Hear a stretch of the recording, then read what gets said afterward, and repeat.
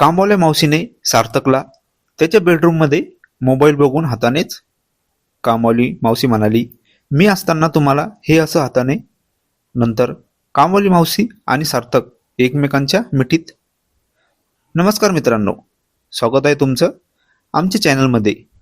तुम्ही जर अजून आमचं चॅनल सबस्क्राईब केलं नसेल तर प्लीज चॅनलला सबस्क्राईब नक्की करा.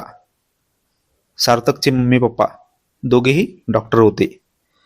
त्यांचं स्वतःचा एक मोठा दवाखाना होता. दिवसभर आणि रात्री उशिरापर्यंत ते दवाखान्यात राहायचे. घरी सार्थक कॉलेजहून आल्यावर एकटा राहायचा. तो जोपर्यंत त्याचे मम्मी पप्पा येत नाही तोपर्यंत जेवायचा नाही, कारण जेव्हा त्याची मम्मी येईल तेव्हा स्वयंपाक व्हायचा आणि नंतर रात्री उशिरा जेवण. घरकामाची खूपच तारांबळ होऊ लागली. सार्थकच्या मम्मीने एक कामवाली मावशी बघितली घरकाम करायला. ती मावशी आता सर्व घरकाम करायची. सार्थकला पण घरी एकटं वाटत नव्हतं आणि त्याचं आणि कामवाली मावशीचं खूप पटत होतं. कामवाल्या मावशीचं वय काही जास्त नव्हतं. तिचं वय 35 वर्षे असेल. ती पण एकटी राहत होती. काही कारणावरून तिचा नवरा तिच्यासोबत राहत नव्हता, त्यामुळे कामवाली मावशी एकटी राहायची. संध्याकाळची वेळ होती.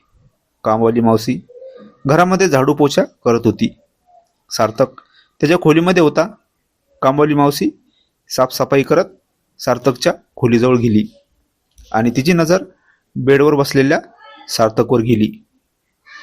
सार्थकच्या एका हातात त्याचा मोबाईल होता आणि त्याचा एक हात. कामवाली मावशी त्याच्याजवळ आली होती तरी पण त्याला समजलं नाही. कामवाली मावशीने सार्थकला असं विचित्र बघितलं होतं. तो मोबाईलमध्ये बघून कामवाली मावशी जवळ उभी होती आणि तिची नजर फक्त सार्थकवर होती.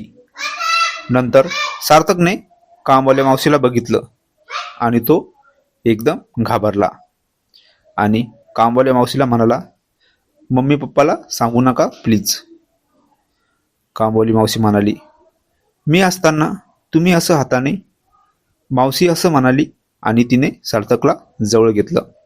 नंतर सार्थकने कामवाल्या मावशीला मिठी मारली आणि थोड्या वेळात दोघे पण. सार्थकला कामवाली मावशी म्हणाली, आता तुमच्या मम्मी पप्पा यायची वेळ झाली आहे, चला आता बाहेर. सार्थकला कामवाल्या मावशीने असं काही. सार्थक खुश होता आणि त्याला तर जेव्हा मनात येईल तेव्हा तो कामवाल्या मावशीसोबत. घरी फक्त सार्थक आणि कामवाली मावशी राहायची. काही दिवसानंतर तर सार्थक कॉलेजला पण जात नव्हता आणि दिवसभर घरीच राहून कामवाल्या मावशीसोबत. ही कथा पूर्णपणे काल्पनिक असून वास्तविक जीवनाशी काहीही संबंध नाही. ही कथा फक्त मनोरंजनासाठी आहे. मित्रांनो, कथा आवडल्यास चॅनलला सबस्क्राईब करा. धन्यवाद.